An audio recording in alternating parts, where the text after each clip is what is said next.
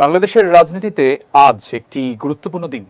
কারণ দীর্ঘ ৩৫ বছর পর রাষ্ট্রপতি পদে আবারও সরাসরি প্রতিদ্বন্দ্বিতার মাধ্যমে সংসদে ভোট হচ্ছে। একদিকে ক্ষমতাসীন বিএনপি সমর্থিত প্রার্থী মির্জা ফখরুল ইসলাম আলমগীর, আর অন্যদিকে জামাত নেতৃত্বাধীন ১১ দলীয় ঐক্যের প্রার্থী অবসরপ্রাপ্ত কর্নেল অলি আহমেদ বীর বিক্রম।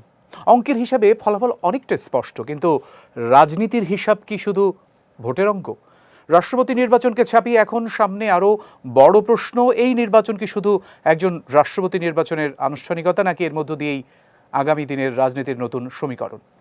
সরকার বিরোধী সম্পর্ক কোন পথে যাবে, ক্ষমতার ভারসাম্য কিভাবে তৈরি হবে, আর গণতান্ত্রিক প্রতিষ্ঠানগুলোই বা কতটা শক্তিশালী হবে, এসব নিয়ে আজকে আমরা আলোচনা করব। আমাদের আজকের সংলাপ পুরো অনুষ্ঠান জুড়ে আপনাদের সঙ্গে আছি আমি কাজী সাইদ, এবং আমার সঙ্গে রয়েছেন সরকার দলীয় সংসদ সদস্য নীলুফার চৌধুরী মনি এমপি, এবং রয়েছেন রাজনৈতিক বিশ্লেষক শরীফুজ্জামান শরীফ। আপনাদের দুজনকে বিজয় সংলাপে স্বাগত জানাচ্ছি। আমাদের আজকের বিষয় আমরা নির্ধারণ করেছি রাষ্ট্রপতি নির্বাচন ও আগামী দিনের রাজনীতি। আমরা চলে যেতে চাই প্রথমে শরীফ ভাই আপনার কাছে। রাষ্ট্রপতি নির্বাচনের ফলাফল তো অনেকটা অনুমেয়, আমরা ঠিক জানি, ঠিক বুঝতে পারছি কি হবে।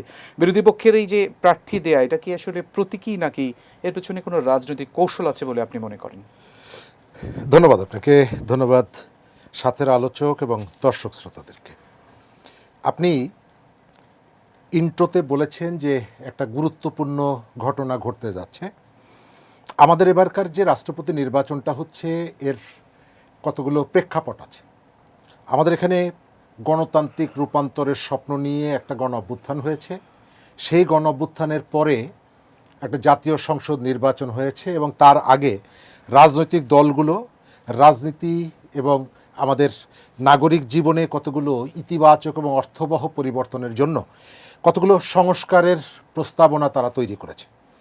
সংস্কারটা মানে হচ্ছে যে আমাদের রাজনীতির পরতে পরতে কিছু অন্ধকার জমা হয়েছে, সেই অন্ধকারটা দূর করতে হবে। সুতরাং রাষ্ট্রপতি নির্বাচন বা জাতীয় সংসদ নির্বাচন অথবা স্থানীয় সরকার নির্বাচন, প্রত্যেকটা বিষয়ের সাথে রাজনৈতিক সংস্কৃতির পরিবর্তনের একটা আকাঙ্ক্ষা প্রত্যেকটা বিষয়ের সাথে যুক্ত আছে।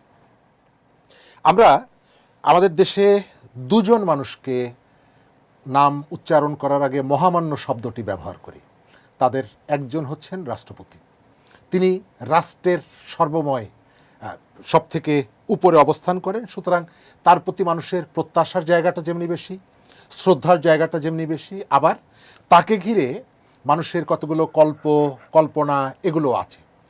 আমাদের সংসদীয় ব্যবস্থায় ফিরে আসার পর রাষ্ট্রপতির পদটা তুলনামূলকভাবে কম আলোচনার জায়গায় চলে আসে। এর কারণটা হলো যে সরকার ব্যবস্থাটা প্রধানমন্ত্রী শাসিত সরকারের কারণে রাষ্ট্রপতির ওই যে অবস্থানটা, সেটি সাংবিধানিক কারণে কতগুলো জায়গায় তার ক্ষমতা, তার যে পেরিফেরি, সেটি সংকুচিত হয়।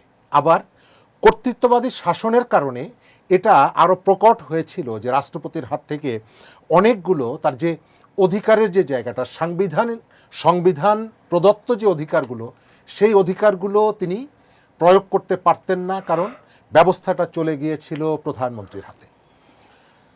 সেখান থেকে একটা নতুন নির্বাচন, নতুন একটা দিন, এই দিনে আমাদের কতগুলো পরিবর্তনের জায়গায় আমাদেরকে যেতে হবে। এটি হচ্ছে একটা দিক।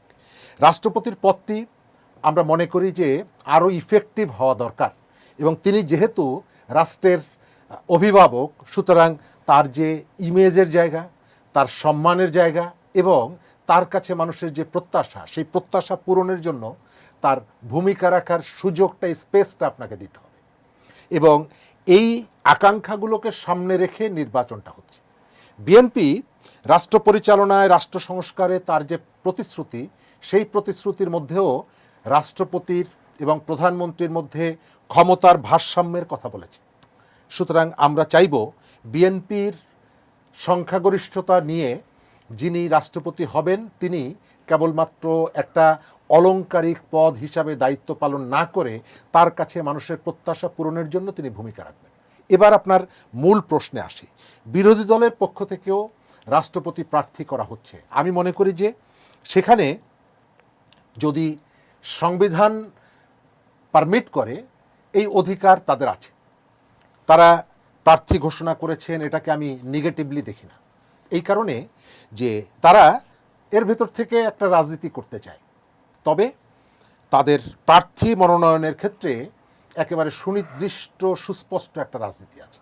প্রথমত, যাকে রাষ্ট্রপতি প্রার্থী করা হয়েছে পার্লামেন্টে তার দলের একজন সদস্য নেই।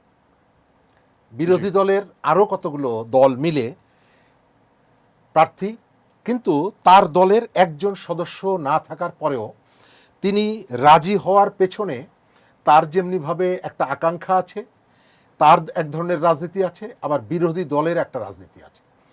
যিনি রাষ্ট্রপতি প্রার্থী হয়েছেন তিনি বাংলাদেশের রাজনীতিতে একসময় খুব আলোচিত ব্যক্তি ছিলেন। বাংলাদেশের স্বাধীনতা যুদ্ধে তার একটা বীরত্বপূর্ণ অবদান ছিল এবং এই বীরত্বপূর্ণ অবদানের সঙ্গে তার একটা আইডিওলজিও যুক্ত ছিল। কিন্তু তিনি যাদের দ্বারা প্রার্থী হচ্ছেন এবং সংখ্যাগরিষ্ঠ যে অংশটি, সেই অংশটির সঙ্গে তার একটা রাজনৈতিক মতপার্থক্য, বিভাজন সবকিছুই আছে। মানে তাকে দেওয়ার কারণটা কি? রাজনৈতিক প্রথমত এই জায়গাটায়, কৌশলের জায়গাটায় জামাত, আমি এর আগেও আপার সাথে 3-4 দিন আগে একটা অনুষ্ঠানে ছিলাম, আমি বলেছি যে জামাত এখানে রাজনীতি নিয়ে এক ধরনের পলিটিক্স করছে। রাজনীতি নিয়ে পলিটিক্স, রাজনীতি নিয়ে এক ধরনের পলিটিক্স করছে। আপনি দেখেন জামাত একটা তার হিস্টোরিক কারণে জামাত বাংলাদেশের রাজনীতিতে একটা অভিযোগ তার বিরুদ্ধে আছে যে সে মুক্তিযুদ্ধ বিরোধী। সে দেখানোর চেষ্টা করছে যে তার মধ্যে একটা পরিবর্তন এসেছে এবং সে মুক্তিযোদ্ধাকে সম্মান করে, এটি সে দেখাতে চায়। দ্বিতীয়ত, জামাত জানে এর ভেতর থেকে ফলাফলটা কি হবে। তবে জামাতের যদি বিজয়ী হওয়ার সম্ভাবনা থাকতো তাহলে আমি আপনাকে চ্যালেঞ্জ করে বলতে পারি জামাত কর্নেল অলি আহমদকে এখানে রাষ্ট্রপতি প্রার্থী করতো না যদি বিজয়ের সম্ভাবনা থাকতো।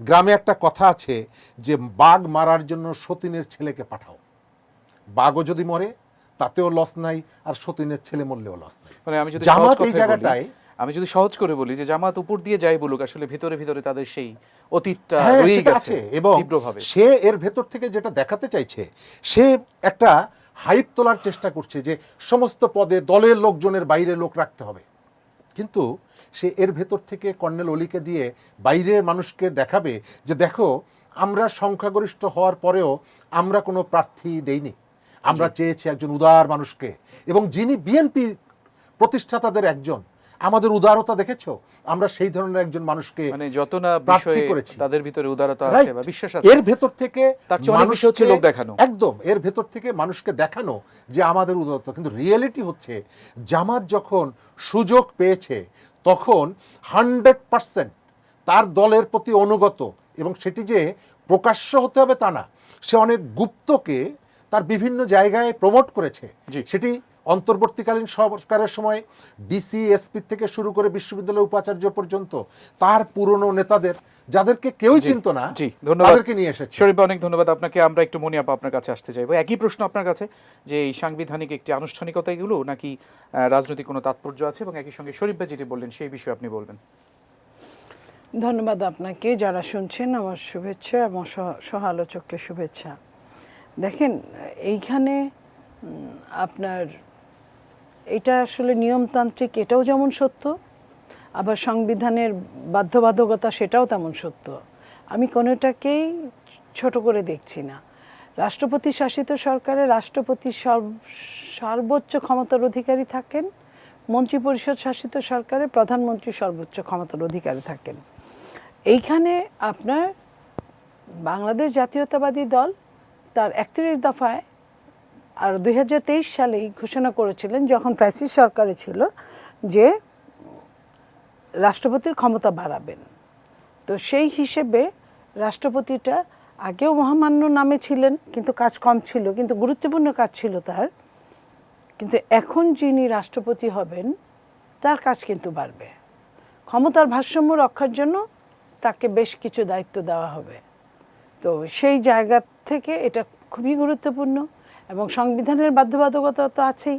রাষ্ট্র যখন অনেক ক্ষেত্রে যখন আপনার খারাপের দিকে যায়, গণতন্ত্র যখন প্রতিকূল পরিস্থিতির সম্মুখীন হয়, তখন কিন্তু রাষ্ট্রের হাল ধরেন রাষ্ট্রপতি, এবং তার উপর অনেক কিছু ডিপেন্ড করেন, যেটা আজকে মহামান্য হবেন আগামীকালকে পরশু। উনি বলেছিলেন ওনার যে আমি দেশের সর্বোচ্চ দেশের স্বার্থে আমি কাজ করার চেষ্টা করব, আল্লাহ যেন আমার সেই তৌফিকটা দেন। আচ্ছা, এই বিষয়ে কি একটু বলা যায় যে দায়িত্ব আপনি বললেন যে হয়তো কিছু সুযোগ বেশি থাকবে, দায়িত্ব বাড়বে, কি কি দায়িত্ব বাড়তে পারে বা কি পরিবর্তন আসতে পারে? দেখেন, এটা প্রধানমন্ত্রী যে ধরনের কাজগুলো করেন সেখান থেকে কিছু বন্টন হবে। এখন কোনটুকু হবে কোনটুকু হবে না এটা আমি আগেই বলতে পারি না। হ্যাঁ, কিন্তু গুরুত্বপূর্ণ কিছু কাজ বন্টন হওয়ার কথা। সেটা দেশের যদি, রাষ্ট্রের যদি খুব খারাপ কিছু না হয় তাহলে রাষ্ট্রপতির এই জায়গাটায় সংসদের মাধ্যমে এটা ডিস্ট্রিবিউট করা হবে, এইটুকু আমি বলতে পারি।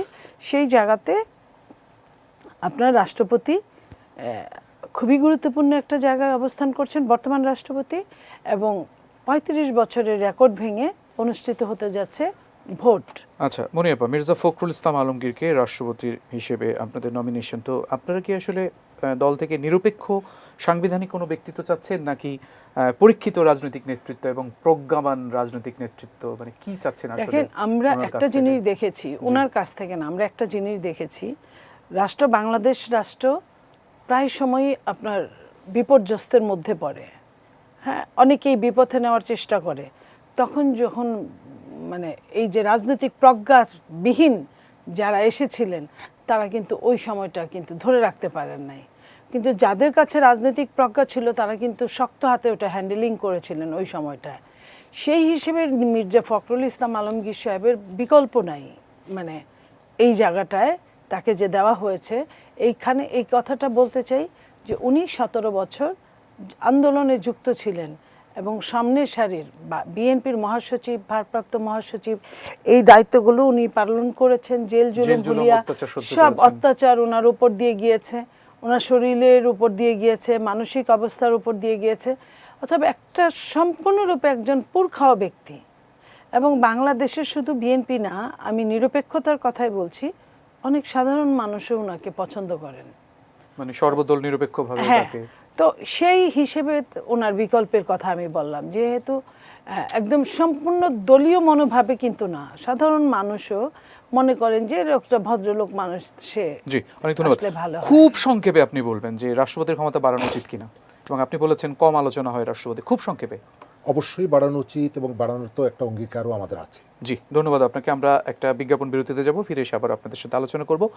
প্রিয় দর্শক, বিজয় সংলাপে আমরা বিজ্ঞাপন বিরতিতে যাচ্ছি, সঙ্গে থাকুন, ফিরে আসবো কিছুক্ষণের মধ্যে।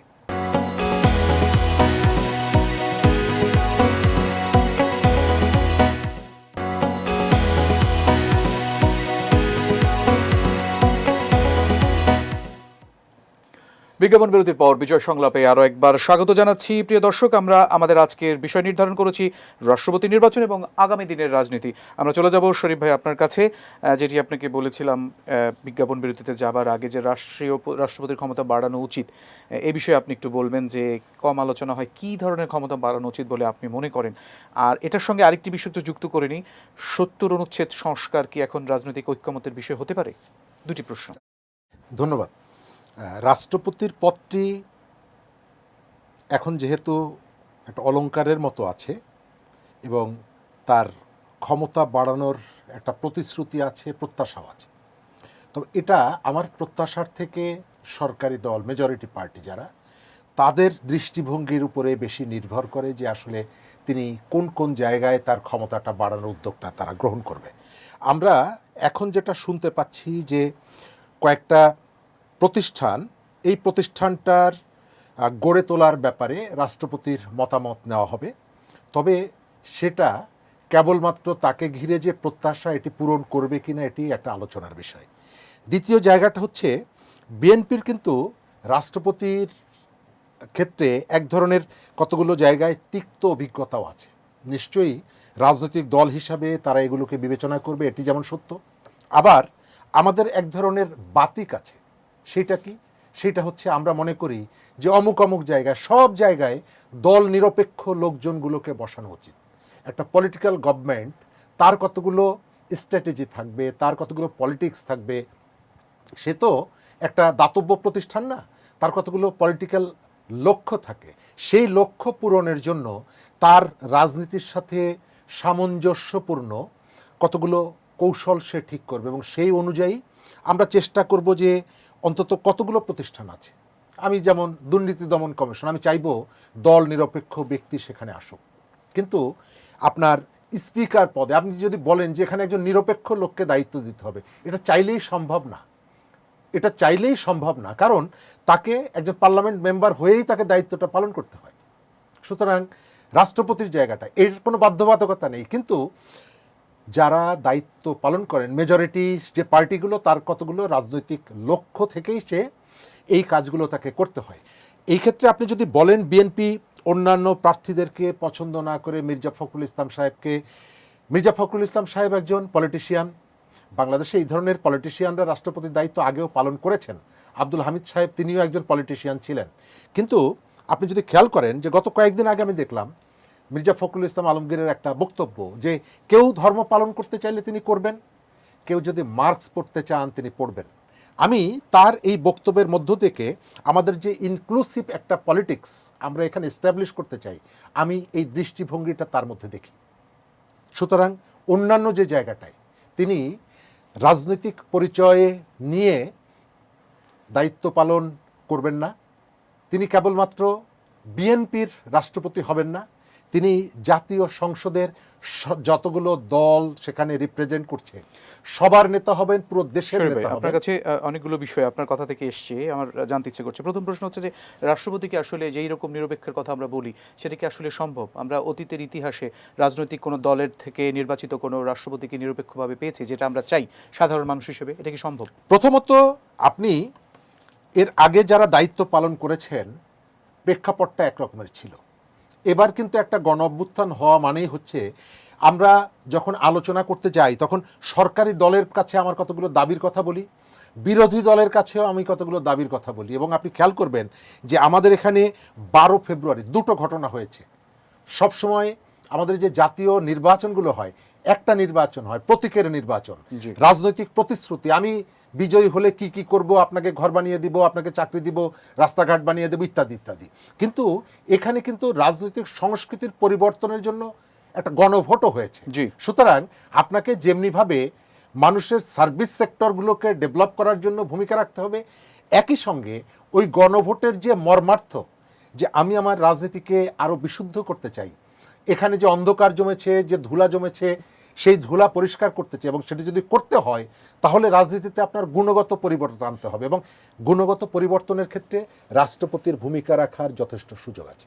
জি, আরেকটি প্রশ্ন, আপনি যেটা বললেন যে ধর্ম নিয়ে এবং মার্ক্সবাদ নিয়ে উনি যেটি বলেছেন, আসলে আমাদের বাংলাদেশের একটা বৃহৎ অংশ যেটা ধারণা করে যে এই ধরনের মতবাদকে হয়তো গ্রহণ করতে পারে না, এই বিষয়টাকে তারা কিভাবে দেখবে? রাষ্ট্রপতির এই ধরনের দর্শনের রাষ্ট্রপতিকে কিভাবে নেবে তারা? পৃথিবীতে একটা দেশের বিভিন্ন ধর্ম মতাদর্শের মানুষ থাকে, সেখানে যদি একজন মানুষও কোনো ধর্ম মানেন না, পালন করেন না, তাকেও রেসপেক্ট করার দায়িত্ব হচ্ছে রাষ্ট্রের। কারণ রাষ্ট্র নির্দিষ্ট একটা মতাদর্শকে ওন করবে সবসময়, এটি হতে পারে না।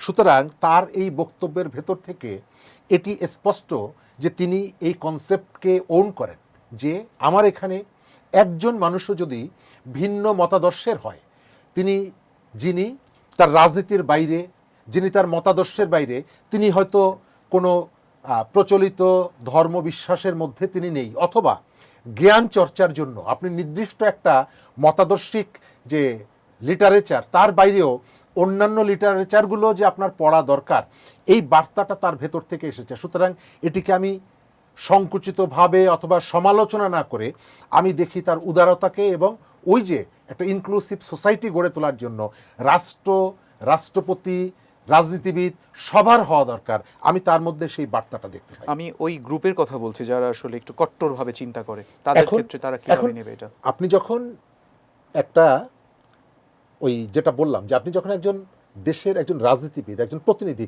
তারা ডিফার করতে পারে, এটি তাদের সংকীর্ণতা।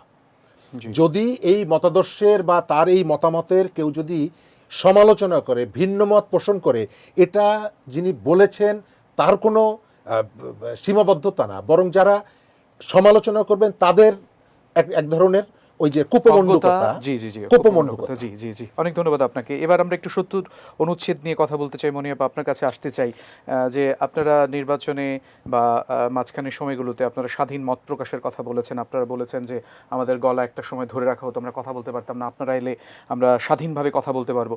তো আপনাদের দলের ভিতরে যদি স্বাধীন মত প্রকাশের সুযোগ না থাকে বা ভিন্ন মত দেওয়ার সুযোগ না থাকে, আপনারা গণতন্ত্র প্রতিষ্ঠা করবেন কি করে? আমি যেটা নিয়ে প্রশ্ন করতে চাই, ৭০ অনুচ্ছেদ নিয়ে যে বিতর্ক তৈরি হয়েছে, সেটি কি ভবিষ্যতে সংবিধান সংস্কারের বড় ইস্যু হতে পারে কিনা? দেখেন, এইটা তো মানে ভীষণ একটা সিলি ঘটনা হয়ে গেল। জি। কারণ ৭০ অনুচ্ছেদ নিয়ে অনেকবার কথা হয়েছে সংস্কার কমিটিতে, এটা উঠেছে, যেভাবে তারা চেয়েছে ওইভাবেই বিলটা পাশ হয়েছে। ৭০ অনুচ্ছেদ, ৭০ অনুচ্ছেদে শুধুমাত্র অর্থ বিল এবং ভোট, এই দুটো হাতে রেখে সব দল মিলেই কিন্তু করেছে। আর সবগুলো, যেমন একজন সরকারের বিরুদ্ধে সরকারি এমপি কথা বলতে পারবে, বিরোধী দলের এমপি বিরোধী দলের তার নিজ দলের এমপির বিরুদ্ধে কথা বলতে পারবে মহান জাতীয় সংসদে কিংবা বাইরে। এবং ইতিমধ্যে বলেছেও, আপনার একটা কমিটি নিয়ে সম্ভবত আপনার নওশের জামিল, সে কিন্তু কথা বলেছে একজন প্রভাবশালী মন্ত্রীর এগেনস্টে, বিরুদ্ধে। তো সেগুলো সব ঠিক আছে। আপনার এটা তো ডিসাইডই হয়েছে যে ভোটটা আর অর্থ বিলটা, এই দুটো না থাকলে ৭০-এর দরকার কি? তাহলে তো ৭০ উঠায় দিলেই হয়, এই দুটো তো থাকতে হয়। তো এখন কেন এটা নিয়ে আবার কথা হচ্ছে? তো ৭০-এ যেহেতু অর্থ বিল এবং এইটা ভোটটা আছে, তাহলে তো এইখানে আর কোনো সমস্যা থাকার কথা না। এখন যেহেতু বিএনপি 2/3 মেজরিটির বেশি, বিএনপি এই সুযোগটা পাচ্ছে। যদি অন্য দল 2/3 মেজরিটির বেশি থাকতো, তারাও এই সুযোগ পেত, তখন বিএনপি বললেই কি তারা কথা শুনতেন? আপনারা মাইনরিটিতে গেলে কি একই রকম করে বলবেন? আমরা মাইনরিটিতে গেলে, আমরা যদি নিজেরা মিলে যদি একটা আইন বানাই বা আইন সংশোধন করি, তাহলে আমরা বলবো না। কিন্তু আমরা যদি, আমাদের যদি ওইখানে কোনো হস্তক্ষেপ না থাকে, আমরা যদি প্রথম থেকেই, যেমন আপনার অনেকগুলো আপনার নোট অফ ডিসেন্ট আছে, সেটা নিয়ে আমরা কথা বলছি, কিন্তু নোট অফ ডিসেন্টের বাইরে এমন নাই যে এটা আমরা মেনে নিয়েছি কিন্তু করি নাই। যেটা আপনার 2-1টা আছে, যে আপনার গুম নিয়ে, বিচার বিভাগ নিয়ে, এইসব বলা হয়েছে যে এত সংক্ষেপে, এত কম সময়ে এটা করা যায় না। আমরা আরেকটু চুলচেরা বিশ্লেষণ করে সামনের অধিবেশনগুলোতে আমরা এগুলো আপনারা সময় নেবেন সামনে আরো এটাকে আরো সেটাই, বিশ্লেষণ করে, যেন বিশ্লেষণ করে, দেশ যেন এবং সমাজের জন্য কল্যাণকর হয়, কল্যাণকর সেরকম হয়। একটি জায়গাতে আপনারা যাবেন। শরীফ ভাই, আপনি কি মনিয়াপার সাথে একমত? হ্যাঁ, আমার কাছে মুনিয়াপা যেটা বললেন, সরকার যদি আন্তরিক হয় তাহলে অনেকগুলো জায়গা করতে পারে, এবং আন্তরিক এই কারণে হওয়া উচিত যে আমরা রিসেন্ট যে অভিজ্ঞতা, আপনি হওয়া উচিত বলছেন, আপনি কিন্তু একটা লং টাইম ধরে অবজার্ভ করছেন বিষয়গুলো। আপনার কি মনে হয় বিএনপি আসলে আন্তরিক হবে? বিএনপি যে সংস্কারের প্রতিশ্রুতি, আপনার জুলাইয়ের অনেক আগের থেকে কিন্তু বিএনপি এই প্রতিশ্রুতিটা দিয়েছে। জি। আমার বলার কোনো সুযোগ নেই যে জুলাইয়ের যে অঙ্গীকার, জুলাই আসার আগে কিন্তু বিএনপি কতগুলো প্রতিশ্রুতি দিয়েছে, এবং সেই কারণে আমরা বিএনপিকে আসামির কাঠগড়ায় মাঝে মাঝে দাঁড় করানোর সুযোগটা পাই। জি। যে যখন শত প্রণোদিত হয়ে আপনি যে অঙ্গীকারগুলো করেছিলেন, সেই অঙ্গীকারগুলো আপনি কেন পূরণ করবেন না? আর বিএনপি ইতিমধ্যেই রাজনৈতিক সংস্কৃতিতে 2-1টা জায়গায় তার সমালোচনা আছে, আপনি যদি জিজ্ঞেস করেন করব, কিন্তু রাজনৈতিক সংস্কৃতিতে 2-1টা জায়গায় পরিবর্তনটা, এটাতে খুবই ইতিবাচক পরিবর্তন। আমাদের একটা প্রবণতা হচ্ছে যে আমি কেবলমাত্র এসে সরকার সমালোচনার দিকে ঝাঁপিয়ে পড়ব। আমাদের এখানে পার্লামেন্ট মেম্বারদের একটা বড় কাজ কি ছিল? নির্বাচিত হওয়ার পর কাগজ নিয়ে দৌড়াদৌড়ি করা, ঢাকায় প্লট নিব, বিনা পয়সায় গাড়ি আনবো, কয়েক গুণ বিক্রি করে দিব। এই যে পরিবর্তনটা, এটা কিন্তু বিএনপি নিজেই প্রস্তাব করেছে তার সংসদীয় দলে। সুতরাং গত 6 মাসে, শরীফ ভাই, গত 6 মাসে বিএনপির যে কার্যক্রম, আপনার কাছে কি মনে হয়, আপনি কি আশাবাদী যে বিএনপির দ্বারা আসলে ভালো কিছু হবে? এখন পর্যন্ত কোনো জায়গায় সার্ভিস প্রোভাইডের ক্ষেত্রে বিএনপি কতগুলো ইতিবাচক দৃষ্টিভঙ্গি দেখাচ্ছে, আবার কতগুলো জায়গায় বিএনপি এক ধরনের রক্ষণশীল রাজনীতির দিকে যাচ্ছে। যেমন আপনি যদি আমাকে জিজ্ঞেস করেন যে আমি বিএনপির যে রাজনৈতিক প্রতিশ্রুতিগুলো ছিল এবং 12 তারিখের যে নির্বাচন, সেই নির্বাচনে কেবলমাত্র বিএনপির ভোটাররা বিএনপিকে ভোট দেয়নি, তার বাইরে বিভিন্ন শ্রেণী পেশার মানুষ জি। তারা বিএনপিকে ভোট দিয়েছে এবং জীবনে কখনো বিএনপিকে ভোট দেয় না, এই ধরনের এমন ধরনের অসংখ্য লোকরা মানুষকে ভোট আপনি দিয়েছে, পাবেন। জি। কেন? জি। সে চেয়েছে যে আমাদের যে অন্তর্বর্তীকালীন সরকারের সময় যে দুঃসহ জীবনযাপন, সেখান থেকে বিএনপি আমাদেরকে একটা নিঃশ্বাস ফেলার সুযোগটা দিবে। কিন্তু আপনার কিশোরগঞ্জে যে ঘটনাটি ঘটে গেল, জি। আপনি সেখানে সাংস্কৃতিক কর্মকাণ্ড করতে দেবেন না। জি। বিভিন্ন জায়গায় যে আচরণগুলো করছেন, এই দেশের ভোটের সময় আমাদের আদিবাসীরা বিএনপিকে ভোট দিয়েছে, কিন্তু আপনি এসে যখন বলছেন, স্বরাষ্ট্রমন্ত্রী যখন বলে এই দেশে কোনো আদিবাসী নাই, কিন্তু সাথে সাথে মানুষ বেগম খালেদা জিয়া যখন প্রধানমন্ত্রী ছিলেন তার স্টেটমেন্ট প্রকাশ করে বলছেন যে দেখেন আপনার নেতৃত্ব আদিবাসী স্বীকার করেছেন, আপনি এখন কার চাপে বা কাকে সন্তুষ্ট করার জন্য এটি করছেন, এবং যাদেরকে খুশি করার জন্য এটি বলছেন তারা কিন্তু আপনাকে ভোট দেয়নি। জি, অনেক ধন্যবাদ শরীফ ভাই আপনাকে। আমরা আবারও একটু বিজ্ঞাপন বিরতিতে যাব, ফিরে আসবো আলোচনায়। প্রিয় দর্শক, বিজ্ঞাপন বিরতিতে যাচ্ছি, বিজয় সংলাপে সঙ্গেই থাকুন, কিছুক্ষণের মধ্যে ফিরে আসবো।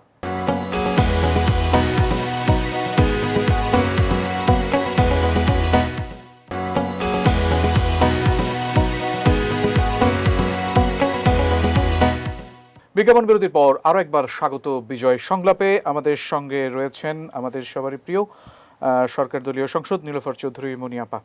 আপনার কাছে জানতে চাই, অনেকগুলো কথা বলেছেন শরীফ ভাই, রক্ষণশীলতার কিন্তু একটা প্রভাব বিএনপির ভিতর রয়ে গেছে।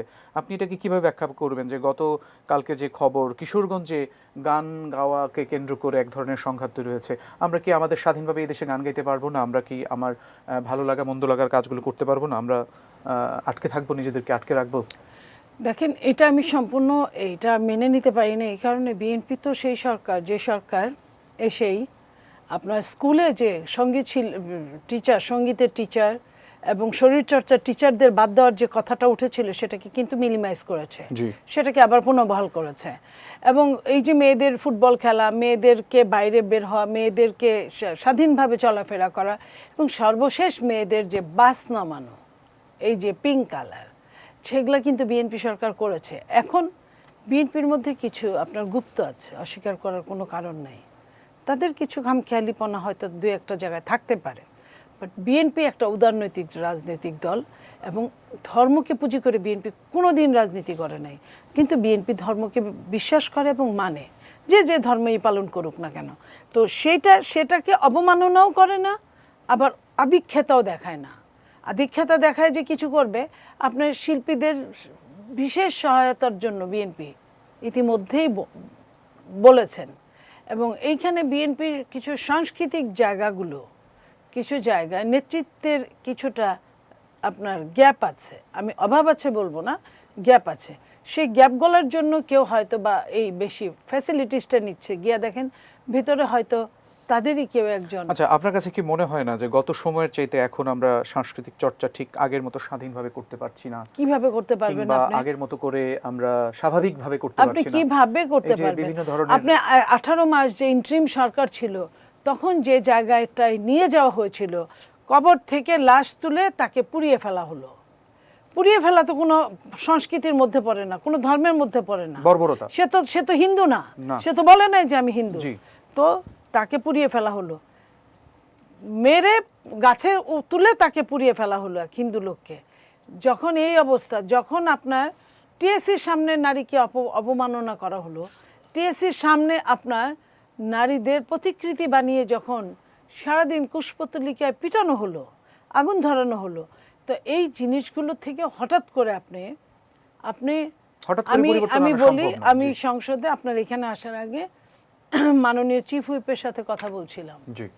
উনি একটা জায়গায়, মন খারাপের এক জায়গায় বললেন যে আমি আগ্নেয়গিরির লাভার মধ্যে বসে আছি, আর নিচে সব অন্য দলের মানুষগুলো আমাদেরকে এই আগুনগুলো জ্বালাচ্ছে।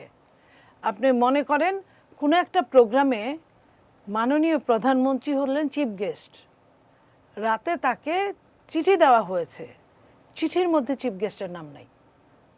চিফ গেস্টের নাম থাকে না আপনার, সেই চিঠি বহন করে নিয়ে গেছে আপনার চিফ হুইপ। উনি যখন খুলে দেখেছেন চিফ গেস্টের নাম নাই, যে এটা বানাবে তাদের সাহসটা কত বড় আপনি এইখানে বুঝেন। আমি ওই সাহসের কথা বাদই দিলাম, আপনি আমাকে চিফ গেস্ট বানাইলেন, আপনি আমার কার্ডে আমাকে নামটা দিলেন না, আপনি কার্ড ছাপাইলেন, তো তাহলে এটা কিসের জন্য, কোন কোন জায়গায় আমরা বসবাস করছি? এখান থেকে আপনি স্পষ্ট বুঝতে পারবেন যে দেশের অবস্থা এখনও ভেতরে, যেটা প্রশাসনিক জায়গায় আওয়ামী লীগ বসে আছে, প্রশাসনিক জায়গায় মৌলবাদ বসে আছে, প্রশাসনিক জায়গায় ওইখানে ওইভাবে আচ্ছা, আমাদেরই কোনো অবস্থান ওইভাবে গড়ে উঠতে পারে না, প্রশ্ন করার জন্য পারছে না। বলছি আসলে যে আপনারা আসলে মুখে বলছেন মৌলবাদের বিরুদ্ধে, কিন্তু হয়তো আপনাদের ঠিক যে ধরনের স্টেপ নেওয়া উচিত এরকম নিচ্ছেন। এই ধরনের কথা যদি কেউ বলে আপনারা কিভাবে ব্যাখ্যা না, করবেন? আপনি কথা ঠিক আছে, 6 মাসের সরকার কতটুকু বলতে পারবে, করতে পারবে? আপনি বলেন, এতগুলো সমস্যা, বলে না যে সর্বঙ্গে ব্যথা, ওষুধ দিব কোথা? বাংলাদেশের অবস্থাটা এরকম, যেদিকে তাকাবেন শুধু সমস্যা আর সমস্যা। আপনার অর্থ নাই, আপনার তেল নাই, আপনার সেটার জন্য কিন্তু এই দেশ দায়ী না। আপনার হামের সমস্যা, আপনার প্রশাসনের চরম দুর্বলতা, পুলিশ তাকিয়ে থাকে, কথা কাজ করে না।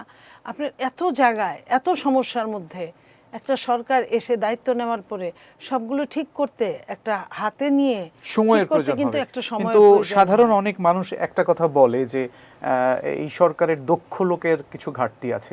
এটাকে আপনি কিভাবে ব্যাখ্যা করবেন? এই সরকারের দক্ষ লোকের ঘাটতি আছে, আমি এটাকে যতটা আমি মেনে না নিব তার চেয়ে বেশি মেনে নিতে চাই যে সরকার কিন্তু চালায় আমলারা, প্রশাসন। জি, সেইখানে যদি আন্তরিকতার অভাব থাকে, লাল ফিতার দৌরাত্ম্য থাকে, তাহলে কিন্তু দিন শেষে কিন্তু এই দেশের মানুষগুলো সাফার করবে। তো এবং আপনার ওই যে 5 বছরের সরকার, 5 বছরের সরকার 34 বছরের প্রশাসনের সঙ্গে যদি আন্ডারস্ট্যান্ডিং যদি ভালো না হয়, তাহলে অনেক কিছুই কিন্তু আটকে থাকবে। জি। তো এই জায়গাটায় আমি মনে করি যে সরকার দৃষ্টি দিচ্ছে, আরও সরকার দৃষ্টি দিবে, এটাই। জি, গত সময়তে আমাদের সাধারণ মানুষের অনেকের প্রত্যাশা বা কথা এরকম থাকে যে গত সময়গুলোতে লোডশেডিং অনেক কম ছিল, হঠাৎ করে লোডশেডিং আটাতে তারা তো এত বিস্তারিত জানে না বা বলে না বা বুঝতেও পারে না। তো এই ক্ষেত্রে আসলে আপনাদের সাধারণ মানুষকে বোঝানোর জন্য কি বক্তব্য থাকবে? সাধারণ মানুষকে বোঝানোর জন্য, সাধারণ মানুষ যে জানতো যে আওয়ামী সরকার ফ্যাসিস্ট যে বলেছিল যে আমরা 25,000 মেগাওয়াটের বিদ্যুতের ব্যবস্থা করেছি এবং তারপরও আদানির কাছ থেকে নিয়েছে, তো এই বিদ্যুতের মেশিনগুলো কোথায় গেল? জি, যদি তাই হতো, এই যে এত বড় বড় কথা বলেছে, বিএনপি এসে তো এটা খেয়ে ফেলে নাই। জি। তো তার মানে কি সবসময় সমস্যা ছিল? তারা রেন্টাল কুইক প্ল্যান্টের মাধ্যমে সমস্যার সমাধানের চেষ্টা করছে। এই সরকার জনগণের টাকাকে মনে করে জনগণের ন্যায্য হিস্সা সঠিকভাবে জনগণ ব্যবহার করতে সঠিকভাবে চায়, যেন ব্যবহার অপচয় হোক। না হয়। হ্যাঁ, যে কারণে রেন্টাল কুইক প্ল্যান্ট আনতেই পারে, কিন্তু সেটা আনলে এটা কোনো স্থায়ী সমাধান না। স্থায়ী সমাধান করার জন্য একটুখানি কষ্ট করলেও তো যদি আপনার যদি ভালো হয়, তাহলে সেটা করাই জি, বাঞ্ছনীয়। অনেক ধন্যবাদ আপনাকে মনিয়াপা। আমরা শরীফ ভাই এই একই প্রশ্ন আপনাকে করতে চাই, আপনি কি এই সমস্ত বিষয়ে মনিয়াপার সঙ্গে একমত কিনা? আপনার কোনো নতুন বক্তব্য যদি থাকে। আপনি জ্বালানি সেক্টরের কথা যদি জিজ্ঞেস করেন, জি, জ্বালানি সেক্টরটা আসলে রাতারাতি আপনি চাইলেই সমস্যার সমাধান করে ফেলতে পারবেন না। কতগুলো ইস্যু আছে, যে ইস্যুগুলো হচ্ছে পলিসিগত। না, আমরা অতীতে শুনেছি যে শতভাগ বিদ্যুতায়ন হয়ে গেছে, জ্বালানি সেক্টরের কখনো সমস্যা হবে না, কিংবা লোডশেডিংও কম ছিল, তো হঠাৎ করে আবার এই জায়গাতে এখানে সমস্যা হয়ে গেল এসে। জ্বালানি সেক্টরে কতগুলো টোটকা চিকিৎসা করা হয়েছিল, জি, এবং শেখ হাসিনার সরকারের জ্বালানি সেক্টরে কতগুলো সফলতা দেখিয়েছিল, কিন্তু ভেতরকার পলিটিক্সটা অনেকেই জানতো না। জি, কতগুলো দলীয় ব্যবসায়ীকে সুবিধা দেওয়ার জন্য ওই যে কুইক রেন্টাল, কিন্তু আমরা ওই সময় বারবার বলতাম যে এটা সাস্টেনেবল কোনো উদ্যোগ না। আপনাকে আমাদের এখানে যে গ্যাস সম্পদ আছে এটাকে উত্তোলন করার জন্য যে ধরনের প্রস্তুতি গ্রহণ করা দরকার, সেই প্রস্তুতিটা আমরা সেই সময় দেখিনি। বরং আমরা এলএনজি আমদানির দিকে একটা বাড়তি আগ্রহ দেখতাম। কারণটা হচ্ছে যে এলএনজি কেনাকাটা করলে আপনি যত বেশি যাদের দিয়ে কেনাবেন তাদের ব্যক্তি সুবিধা আপনি খেয়াল করবেন যে কাউকে আপনি বাজার করতে দিলেন, তাকে 5,000 টাকার বাজার করতে যদি দেন, সে যদি একটু অন্য টাইপের হয় তাহলে সে যতটা খুশি হবে, আপনি 20 টাকার কচুলতি কিনতে দিলে তিনি অতটা খুশি হবেন না। জি, তো ওই সময়ে এই প্রবণতাটা ছিল, কিন্তু সরকার সমাধান যেটা করেছিল মানুষের চাহিদা পূরণ করেছিল, কিন্তু সেটাকে একটা সাস্টেনেবল জায়গায় নেওয়া যায়নি। আজকে সেই সংকটটা বিএনপি মোকাবেলা করছে, এবং বিএনপির উত্তরাধিকার সূত্রে কতগুলো দায় এসে তার উপরে পড়েছে। কিন্তু আপনি খেয়াল রাখতে হবে, আমাদের এখানে পপুলিজমটা আপনাকে মনে রাখতে হবে।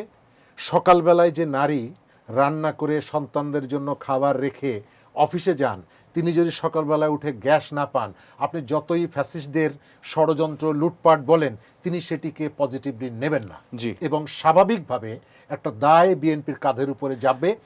বিএনপি এই মুহূর্তে কতগুলো টোটকা কাজ করতে পারে যেগুলো নিয়ে আলোচনা হয়েছে, সিস্টেম লস কমিয়ে আনা, তারপরে আমাদের এখানে বিলিং সিস্টেমটাকে আপডেট করা, এই ধরনের কতগুলো কাজ মানে দ্রুত সাধারণ করা মানুষের দরকার। একটা কিন্তু অভিযোগ আছে যে আমাদের বিল অনেক বেশি আসছে, আমি ওই জায়গাটা বিদ্যুৎ ওটাই পাচ্ছি না। বলছি, জি জি জি। ওটাই বলছি। এই ধরনের কতগুলো কাজ আছে যে কাজগুলো যদি করার উদ্যোগ গ্রহণ করে তাহলে তার উপরে যে দায়টা, সেই দায়টা থেকে সে কিছুটা মুক্ত হতে পারবে।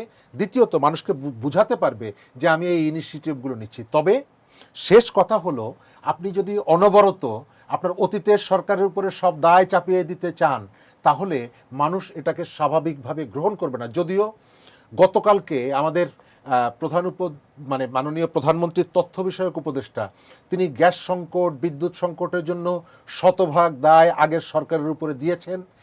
আবার আপনি গতকালকে কলকাতায় একটা অগ্নিকাণ্ডের ঘটনা জি, 9 ঘটেছে জন মারা নিশ্চয়ই গেছে। জানেন। জি, জি, জি, জি। এবং সেখানে দেখলাম সেখানকার মানে মুখ্যমন্ত্রী জি। তিনি সেখানে সফর করতে গিয়ে বলেছেন এটা অতীতের সরকারের পাপের ফসল। মানে মুখস্থ অর্থাৎ কিছু স্লোগান, আমাদের মুখস্থ কতগুলো কিছু কথা। জায়গায় জি জি জি। আপনাদের সীমান্ত পরিবর্তন হয়, কিন্তু রাজনীতিবিদদের মনস্তত্ত্বের পরিবর্তন হয় না। নিজেরা যতটুকু দায় আছে, দায়িত্ব আছে, সেটি স্বীকার না করে দ্রুত অন্যের কাঁধের উপরে চাপিয়ে দেওয়ার একটা প্রবণতা আছে। প্রত্যেকটা সরকারের কতগুলো ভুল ত্রুটি থাকে। এই সরকার 6 মাস।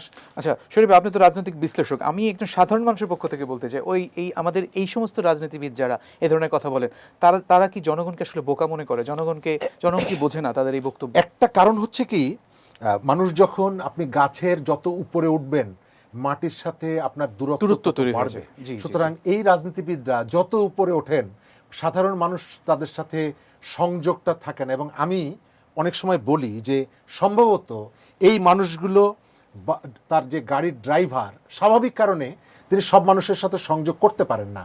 আমার ধারণা যে এদের অনেকে বাসার যে একেবারে সাধারণ মানুষ, মানে কাজের লোকটা অথবা তার গাড়ির যে ড্রাইভার, তাদের কাছ থেকেও এই বিষয়গুলো খবর নেন না, তাদের সাথেও আলাপ করেন না। শুধুমাত্র ওই যে উপরিকাঠামোর যে আলোচনাগুলো, এই আলোচনাগুলোর মধ্যেই থাকতে চান।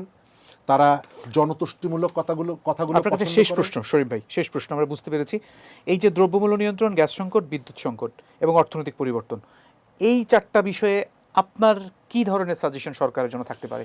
কি বলতে চান আপনি? বা দ্রব্যমূল্য নিয়ন্ত্রণে যদি জিজ্ঞেস করেন, জি, পথে পথে যে চাঁদাবাজিটা হচ্ছে, সে যেই করুক না কেন, সঙ্গত কারণে বিশ্বাস করতে হয় যে এই কাজগুলো সরকারি দল করে। কারণ সরকার যদি শক্ত হয়, পুলিশকে যদি অর্ডার করে, পুলিশ এদের বিরুদ্ধে ব্যবস্থা নেবে না, এই বিশ্বাসটা আমার নেই। জি, দ্বিতীয়টি কঠোর হওয়া।